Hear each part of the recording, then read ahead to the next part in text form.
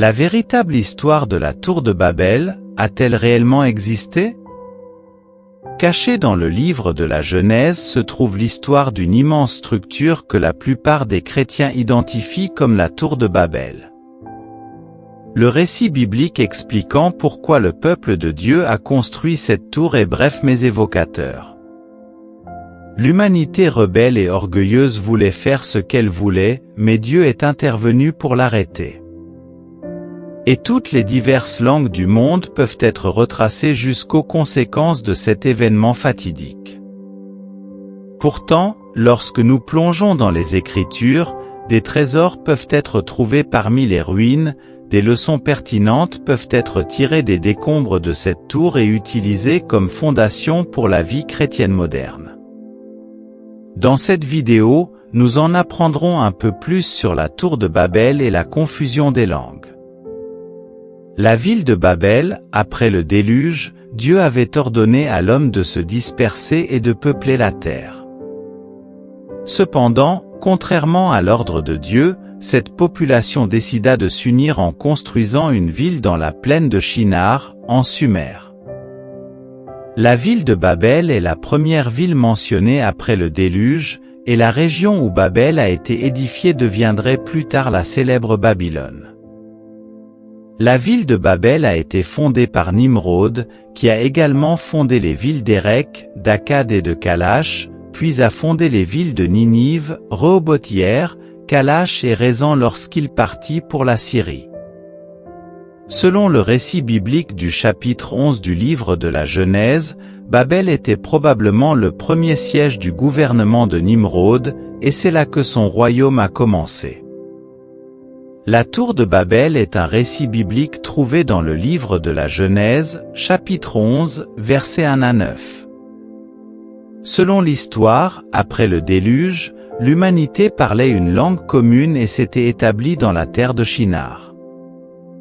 Ils décidèrent de construire une grande ville et une tour qui atteindrait les cieux pour faire connaître leur nom dans toute la terre.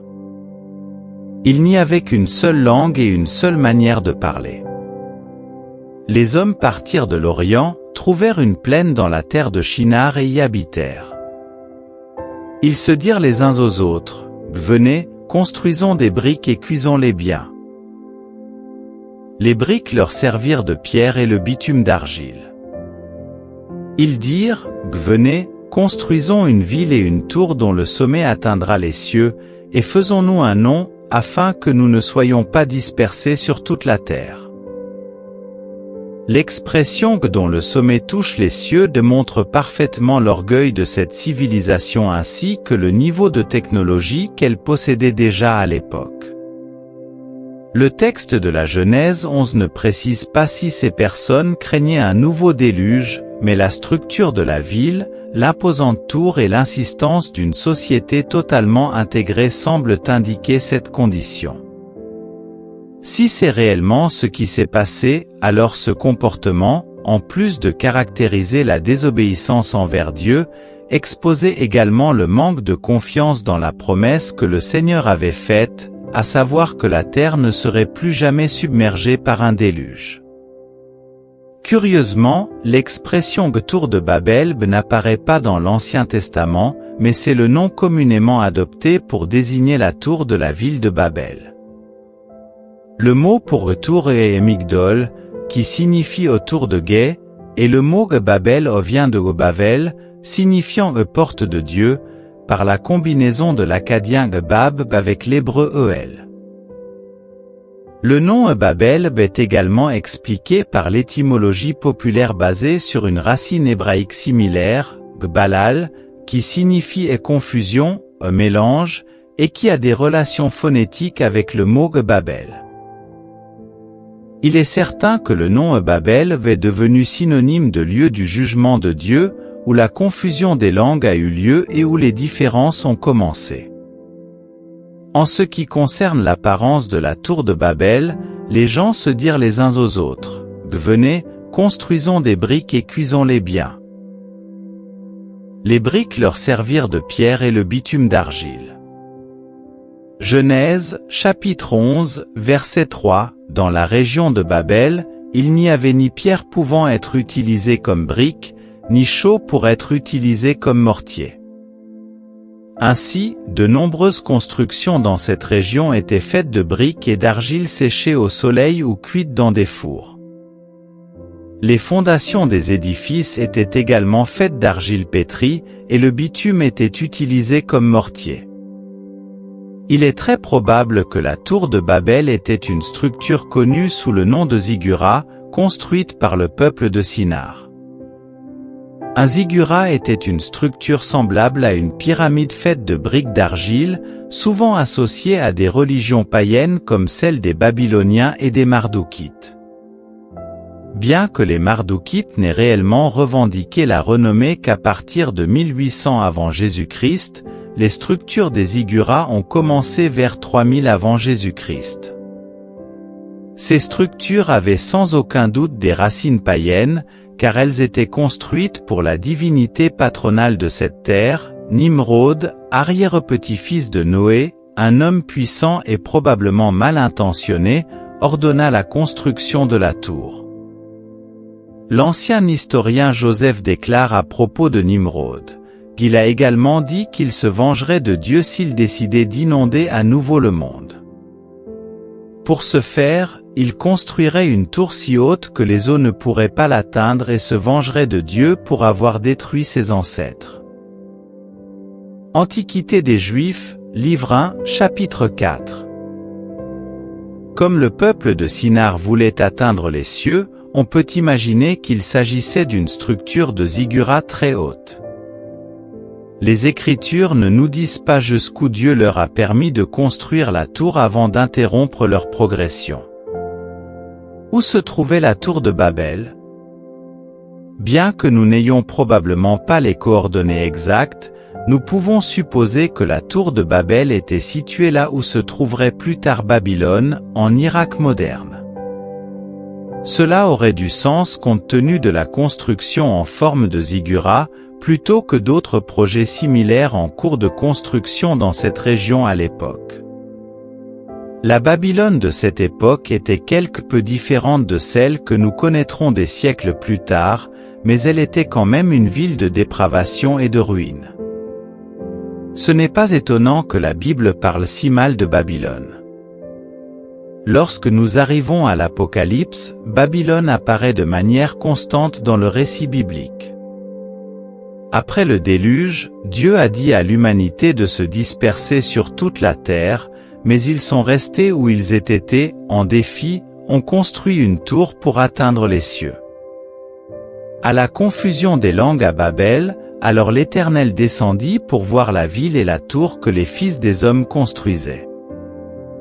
Et l'Éternel dit, « Voici, ils sont un seul peuple et ont tous une même langue. » C'est là ceux qui l'ont entrepris, maintenant rien ne les empêchera de faire tout ce qu'ils ont projeté.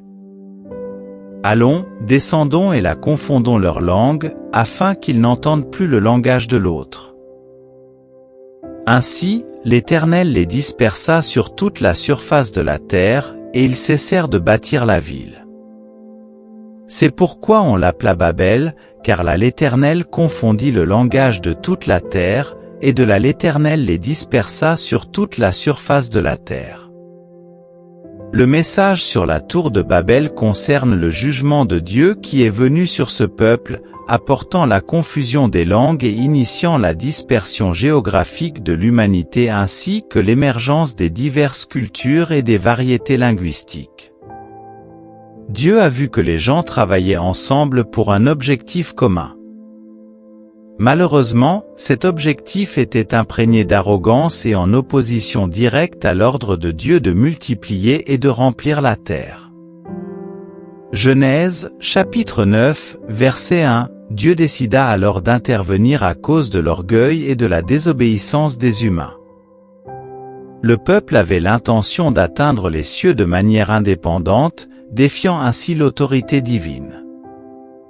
Pour arrêter cette rébellion, le Seigneur confondit leurs langues, les obligeant à parler des langues différentes afin qu'ils ne puissent plus se comprendre, et les dispersa sur toute la terre. Cet événement explique la diversité des langues dans le monde entier. Où se trouvait la tour de Babel? Il existe des ruines qui pourraient être celles de la tour de Babel, mais l'endroit exact de sa construction reste incertain. Il existe différentes théories sur sa localisation.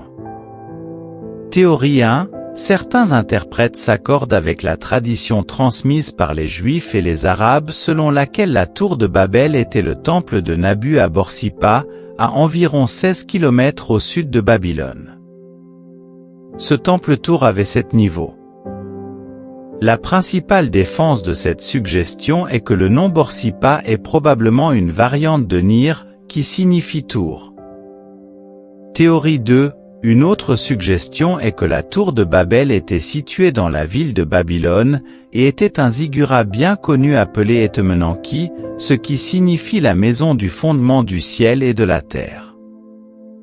Cette construction ressemblait à une pyramide avec des marches et mesurait environ 100 mètres de hauteur sur une base d'environ 10 000 mètres carrés. Cette tour était célèbre dans l'Antiquité sous le nom de tour de Babylone, et les habitants de cet empire croyaient que leur dieu descendait dans le temple de la tour pour être en contact avec eux. Cette tour fut détruite par les Achéménides en 472 avant Jésus-Christ, et les décombres furent probablement enlevés par les habitants de la région, ne laissant qu'une énorme cratère à l'emplacement. Théorie 3. Certains défendent l'idée que la tour de Babel se trouvait à Durkurigalzu, à l'ouest de Bagdad en Irak. Cependant, cette possibilité n'est pas largement considérée, principalement parce que la ville n'a été construite qu'en 1400 avant Jésus-Christ. Enfin, il existe une tradition juive selon laquelle Dieu a envoyé le feu du ciel pour consumer toute la tour de Babel, y compris ses fondations, la rendant impossible à localiser.